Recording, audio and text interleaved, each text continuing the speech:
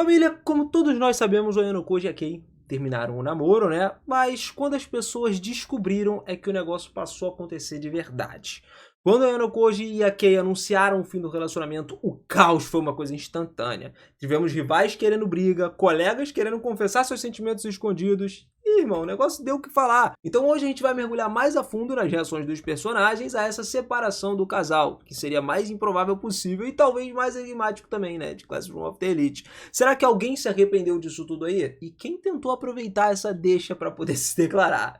Bom, teve gente que surtou também, então não surta não. Já deixa o like aí, se inscreve no canal e prepara o coração, cara, porque a separação abalou todo o colégio e com certeza você também. Vamos que vamos.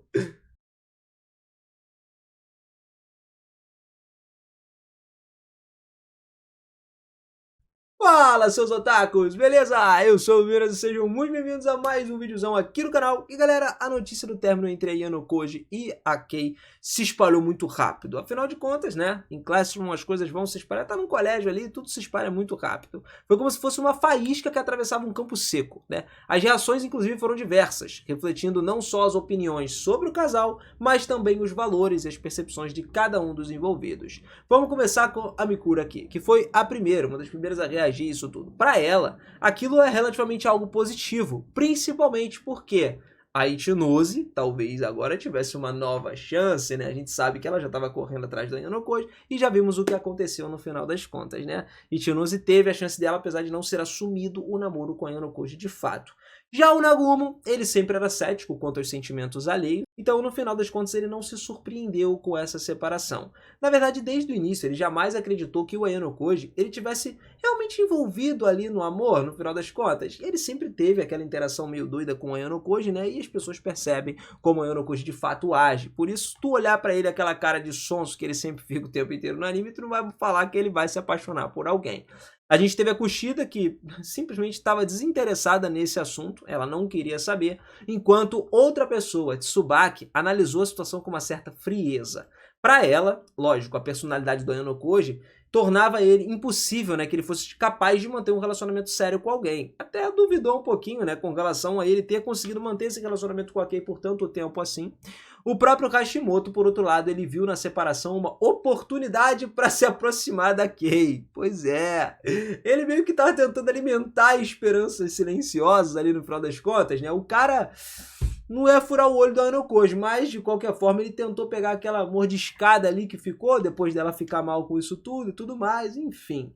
No lado da Ichinose, a gente sabe que ela refletiu sobre o motivo do término, ela acreditou que o erro da Kei talvez tenha sido se apegar demais ao Ayano Koji, e provavelmente foi sim esse erro, porque a gente sabe como o Ayano Koji é, e ela mais do que ninguém também conhecia. Apesar da gente achar que o Ayano Koji durante esse tempo todo estava fazendo as modificações, né, começando a sentir os sentimentos, as coisas diferentes, a gente sabe que ele é o tipo de cara que usa os outros como ferramenta e nunca ia ser diferente, tá? A Kei, ela não poderia ser, é aquilo, você tem que confiar, mas com o pé atrás, digamos assim, porque enfim, não tem como você saber exatamente o que o Ayano Koji está pensando. A cabeça dele é uma...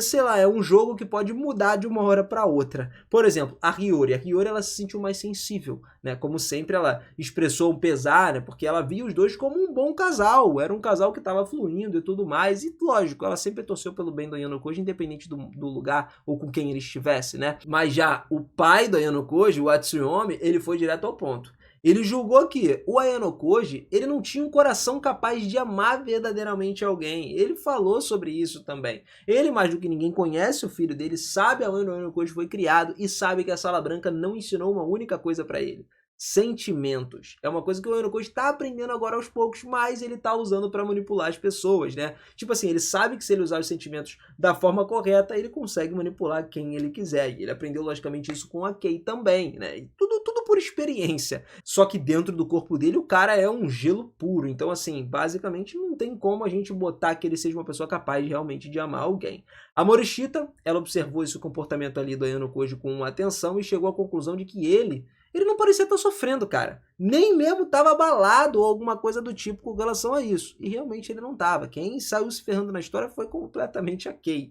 O Sudo, ele desconfiou aí e tal, ele até rejeitou a ideia que, por exemplo, a transferência do Ayano Koji tivesse ligada ao rompimento. Tipo assim, ele mudou, a gente sabe que ele mudou para outra classe agora, depois que a Sakayanagi saiu, mas por quê? Ele falou, pô, não é possível. O Ayano Koji não pode ter mudado só porque ele terminou com a Kei. Ele achou que isso seria uma justificativa fraca demais para as coisas, e realmente é. O Ayano Koji não mudou por causa disso, ele mudou porque ele tinha que cumprir meio que uma promessa com a Sakayanagi, porque, irmão, o Ayano Koji gosta de desafio, e ele já preparou a turma da Horikito o suficiente para ele lutar contra ela no momento. Ikki, que nunca tinha conseguido entender bem o Ayano Koji, agora via ele como uma coisa mais confusa ainda. Já a Meiyu, ela focou na força da Kei, né? Ela estava lá meio que acreditando que ela superaria o término com certa resiliência. E funcionou. No final das contas, ela e a Horikita se juntaram ali, porque as duas perderam o Ayano Koji, e deu muito certo elas se consolarem e conseguirem seguir em frente. A Nishikawa foi além ainda, ela sugeriu que o Ayano Koji estava só em busca de alguma emoção passageira, tipo um momento ali que ele sentisse alguma coisa, algo para quebrar a apatia dele e tal, e seguir em frente.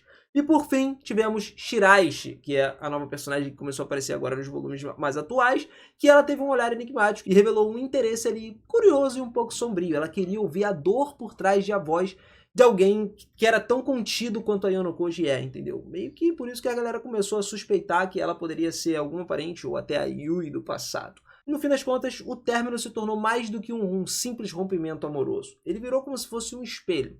Cada comentário revelava menos sobre a Ayano Koji e mais sobre quem estava observando. A gente tinha medos, desejos, julgamentos, carências. Ele meio que seguia ali, inabalável, enquanto o mundo ao redor estava projetando nele tudo aquilo que não estava entendendo. O Hosen ele não conseguia conter a raiva que crescia no peito dele, porque para ele, o fim do relacionamento do Ayano Koji era só mais um motivo para poder resolver as coisas com o punho, entendeu? A vontade dele era simplesmente crua e direta, dar uma surra naquele que tantos chamavam de gênio. Ele já tá com ódio do Ayano Koji, ó, há muito tempo, desde que rolou aquela questão da facada que ele defendeu a Horikita lá, né, do Hosen. Irmão, o negócio é esse, o Hosen só quer quebrar a cara da Ayano Koji. Bom, infelizmente ele não vai conseguir, a gente já teve gente que tentou, e o En tá aí pra comprovar isso. Mas no fim, nada mais interessa pro Hosen, né, o cabeça sem cérebro.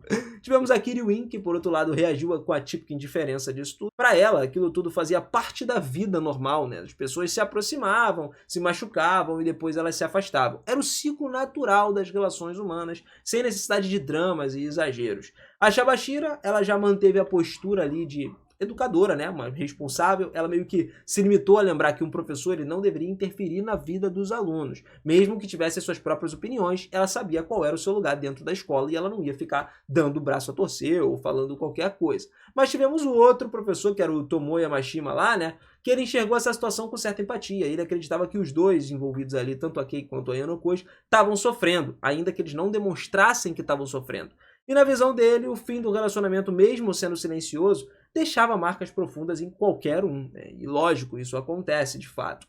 Tivemos a Ichika também. Surpreendentemente, ela revelou sentimentos muito mais intensos. O lado frio e distante do Ayano Koji, que para muitos era um defeito de fato, era exatamente o que atraía ainda mais a Ichika, porque aquela frieza constante só fazia a admiração dela crescer ainda mais por ele. A gente também sabe que ela sempre foi uma garota louca pela Ayano Koji desde a época da Sala Branca. Eles não foram da mesma geração, ela veio gerações depois, ela aprendeu as coisas sobre os sentimentos, coisas que o Ayano Koji não aprendeu, e ela é totalmente fascinada pelo deus da Sala Branca, pelo modelo da Sala Branca, que era o Ayano Koji. E isso só aumenta cada vez mais, cara. O Ishizaki, que é como amigo do Kiyotaka, ele sentiu que tinha uma certa responsabilidade. Mesmo sem saber como agir exatamente, ele acreditava que o mínimo que ele poderia fazer era estar do lado do Kiyotaka, mano. Era oferecer um apoio, um conforto no meio da confusão, porque ele achava que o Kiyotaka tava mal, e não tava. Temos aí o Tanji também, que é um personagem oculto até então, mas ele, por outro lado, expressou um certo desprezo, porque para ele, o Ayano Koji era uma aberração. Era alguém que nunca deveria ter existido, tipo um mutante que desafiava as lógicas das emoções humanas e que, por isso,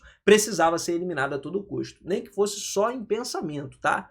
A Ibuki deixou claro que ela não se importava. O drama, namoro, término, tal, nada daquilo mexia com ela. Ela não via motivo para investigar qualquer energia emocional em alguma coisa que para ela era irrelevante. Mas isso é pra ela, porque ela não tem essas coisas de se apaixonar por alguém.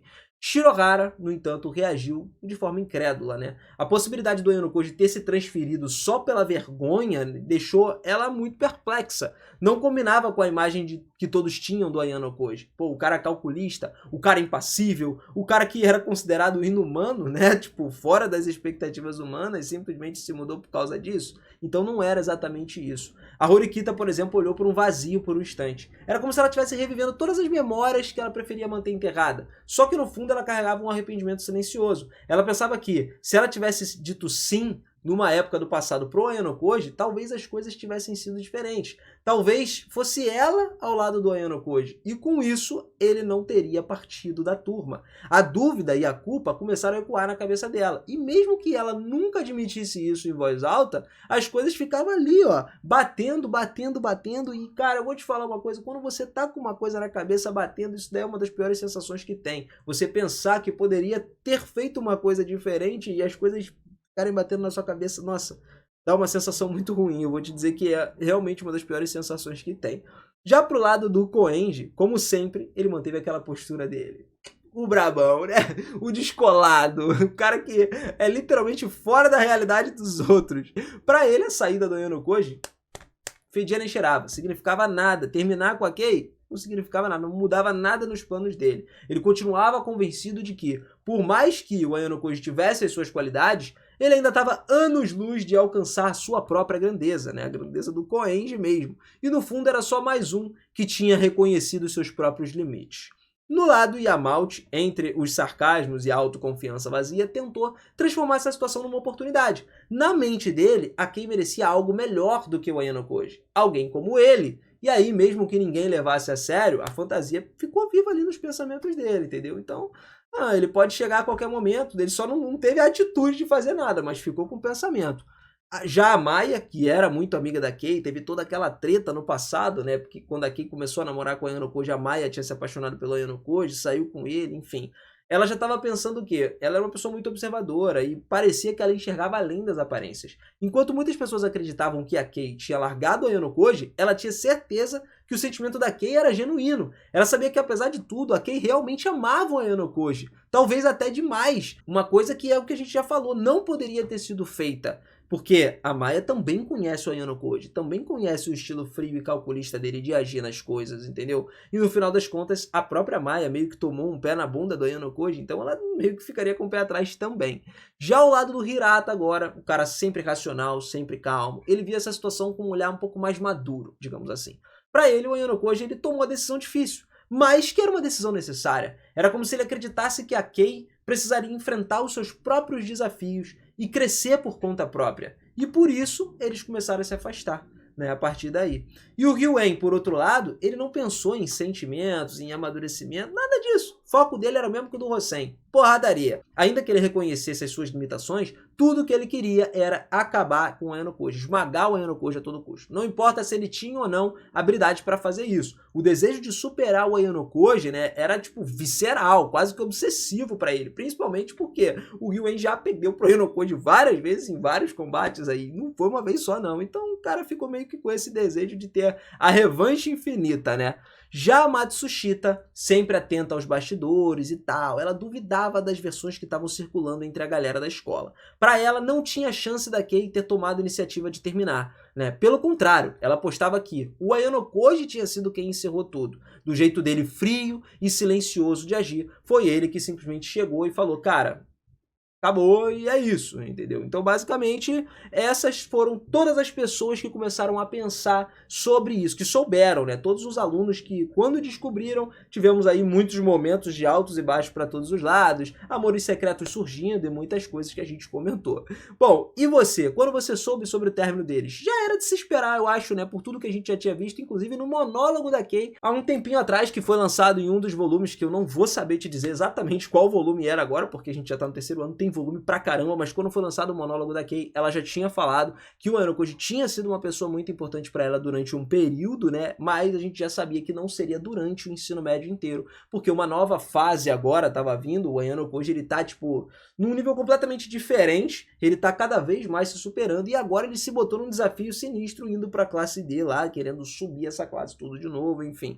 O negócio tá doido, irmão, o negócio tá doido, e eu tô doido pra continuar acompanhando também. Então, se você gosta de Classroom of the Elite, o que você tá perdendo tempo e não se inscreveu aqui no canal ainda? Se inscreve aí, cara, ativa o sininho pra você receber as notificações, pra gente conversar muito mais. Eu até peço perdão a vocês, por quê? Porque eu não tenho respondido muitos comentários, né, aqui no canal. Eu vou voltar a responder os comentários essa semana agora, porque infelizmente eu tive alguns problemas essa semana que eu não consegui entrar muito pra responder, mas eu prometo pra vocês que eu vou estar de volta firme e forte, tá? Tamo junto, família, muito obrigado por sempre acompanhar aqui no canal. Se você curtiu, deixa o like também, esqueci do like pra dar aquela força, hype aí pra nós, pra isso ser entregue pra todo mundo também. Vamos que vamos aumentar essa comunidade de Classroom of the Elite. E o Kiyotaka que vai pra frente.